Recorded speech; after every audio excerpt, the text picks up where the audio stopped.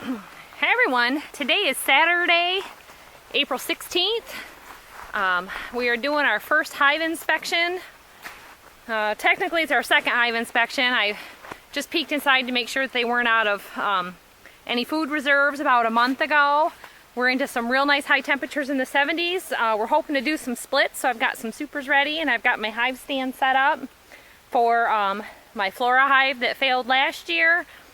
We had another hive that had failed over the winter due to varroa mites. So go ahead and watch what we're going to do here with our splits. These are walkaway splits that are queenless. We're going to let them develop their own queen, and we're going to take out 5 frames of brood. I have honey reserved from the hive that had failed, and we're just going to replace the hives that we take out with some brood frames that have some honey around the edges, and that will just also help boost the hives that we're taking from. There's plenty of forage going on right now with the spring blooms, so this is a good time to do a split.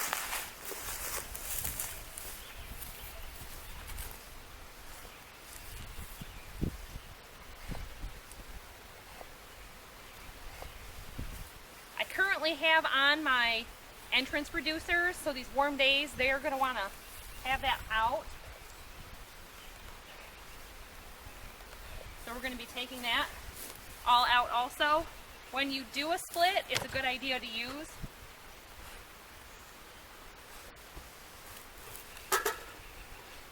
your entrance reducer. So we'll just be taking the ones off and moving them over.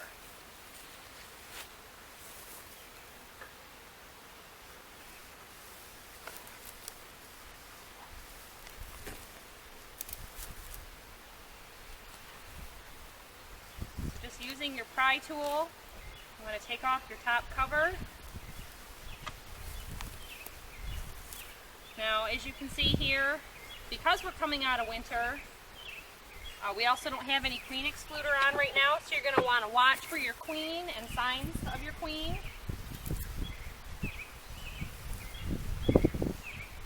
I just want to see what they've got going here in this upper. This was all left with honey in it. And there's plenty of orange in here from pollen being brought in. The dandelions are in full bloom right now. The maple trees are budding out. And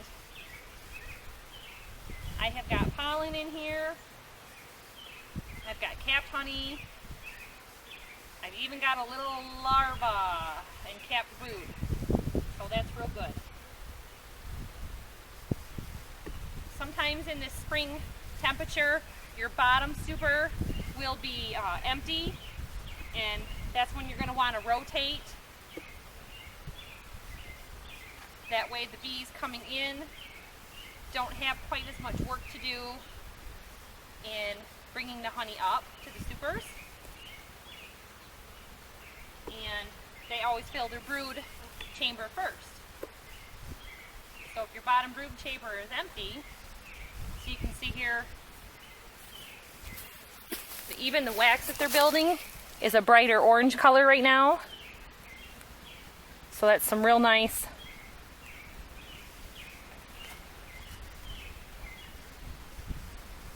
wax. They've got this drawn real good.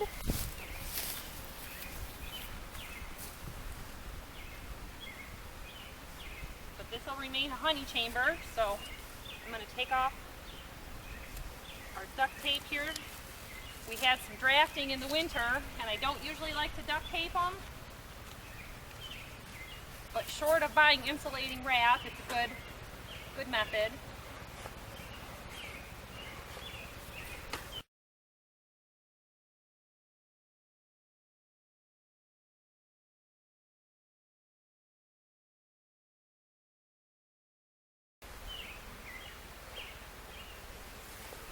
Give them a little bit of smoke, and it drives them right down into the box.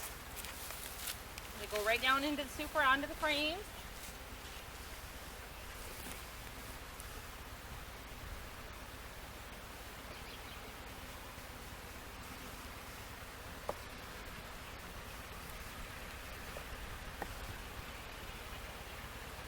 we're just checking here for brood.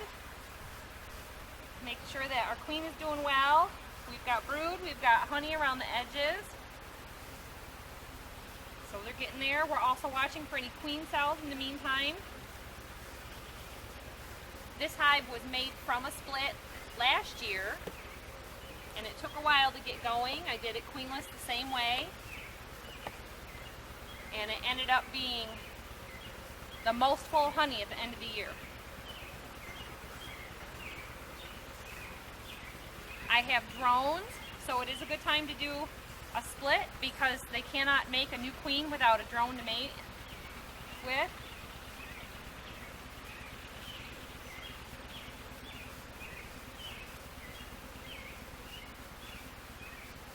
See a couple of new drone cells also.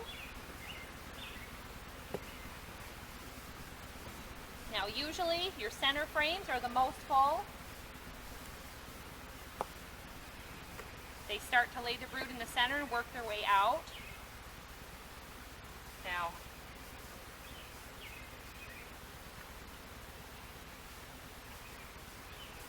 well, see, I'll show you here. I've got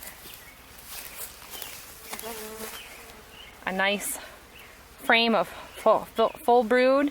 You can see here, there's our drone. We've got I just saw another one. The queen is a lot longer bodied than that. Must have went over to the other side. And usually with your queen, you'll have a bunch of bees taking care of her. So, nice full amount of capped brood. A lot of bees. You can see here from the frames that were in the higher level, the larva that was exposed when we pulled it out.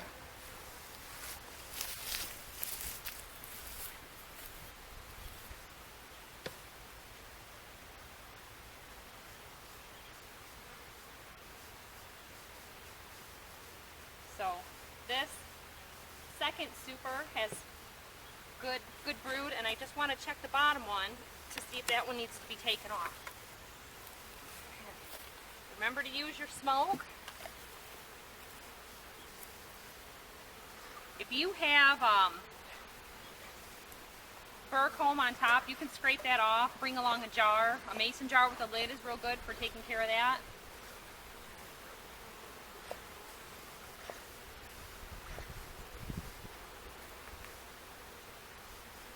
And for me, the best way for me to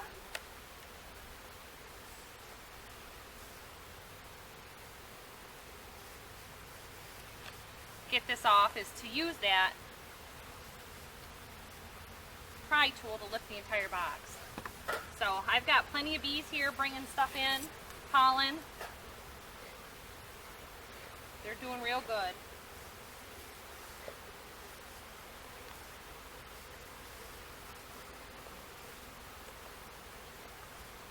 Doing a peek here, seeing if this is honey or brood.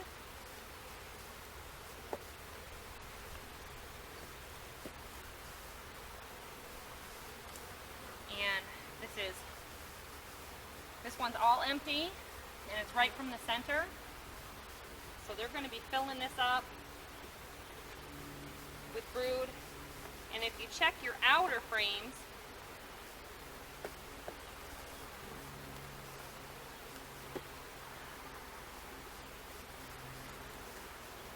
they don't have any honey,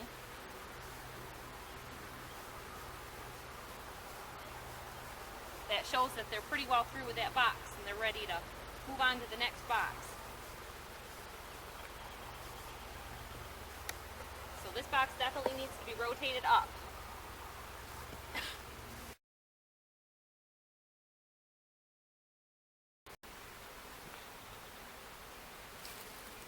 You can always help them with a little bit of house cleaning here. You got dead bees from the winter or wax. I always check for any pests. Want to make sure you don't have any varroa that you have to treat. I usually do a treat at any time that there's a larva present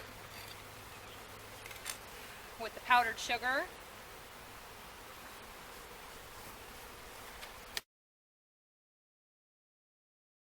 Okay, this is my box that I'm going to be taking from,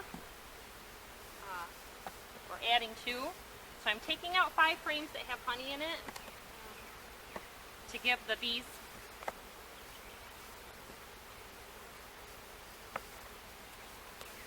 and actually I guess for this time of year I'm going to take out 4 frames.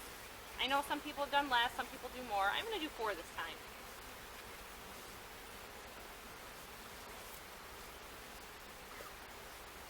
Just give them a little bit of smoke. Sometimes your fire can like to go out. It's good to give it a little puff. Sometimes you need to refuel. I keep fuel close at hand.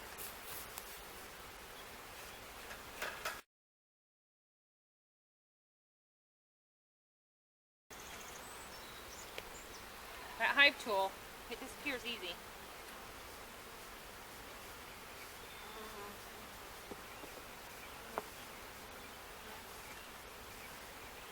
I'd already looked at this frame. I want to make sure you can choose to take the queen or leave the queen. It's up to you. Most people like to take the queen and let the hive build their own new queen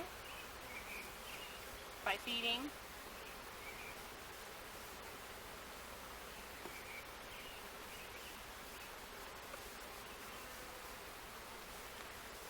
And any frames that you leave, you want to make sure that you have day-old larvae because they have to start feeding at the royal jelly early.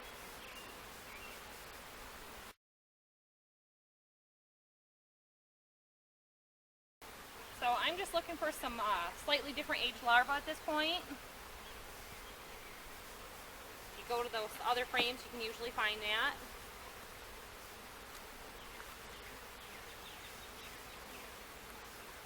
So here I've got a lot of honey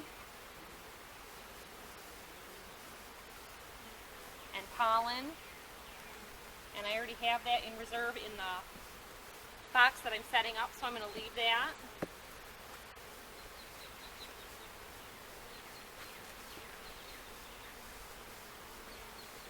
So here I've got a lot of larvae. I'll show you instead of just a capped brood. Here we have the white in there. Plenty of bees on the frame.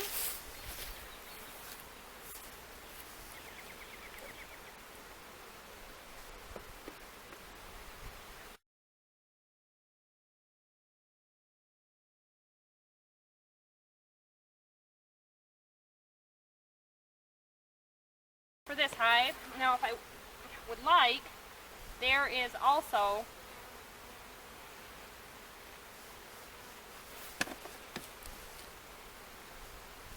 larva in this upper box, and it's best to move that down.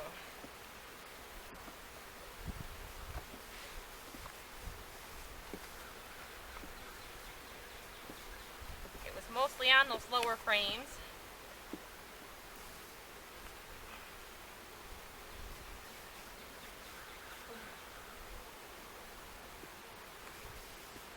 So I think I may just leave this a honey super.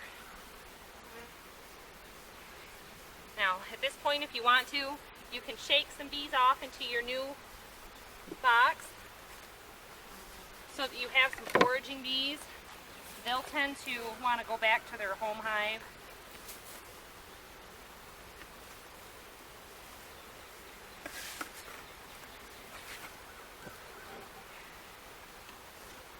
So that's a walk-away bee split.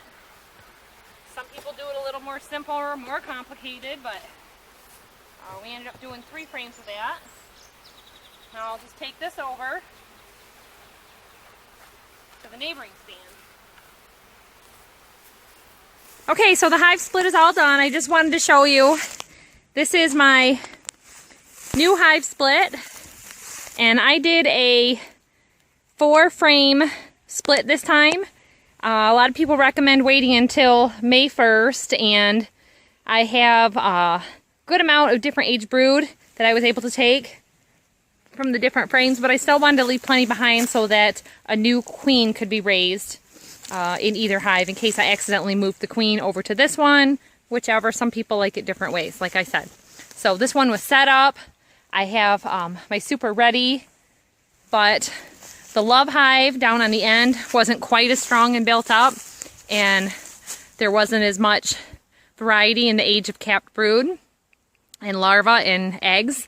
So we're going to leave that, and we're going to come back in a week and check it again, or possibly 2 weeks, and then we'll do a split from that one. So then we'll be back up and running at 4 hives again. This is an excellent way to build your beehive.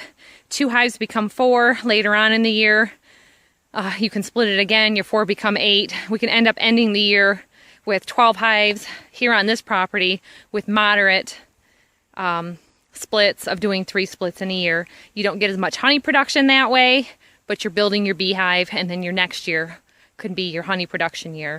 Or you can just split from certain hives and have your honey from a particular hive and then splits from a better hive that's a good producer. So there's always more money available in doing nucleus splits than in honey. So it's a good way for a money building venture for your family. It pays for my hobby, it pays for the groceries and things like that. We do it mostly at this point. We've done it for honey. We're getting more into it for the production of bees. So it's really great for the farming, which was the main reason we got into it. You can see the field here is right behind it. But that's my first thorough hive inspection, opening it up, and we'll come back out in the evening after the bees have settled out and haul the hay bales away. Thanks for watching, everybody. Happy spring and happy being.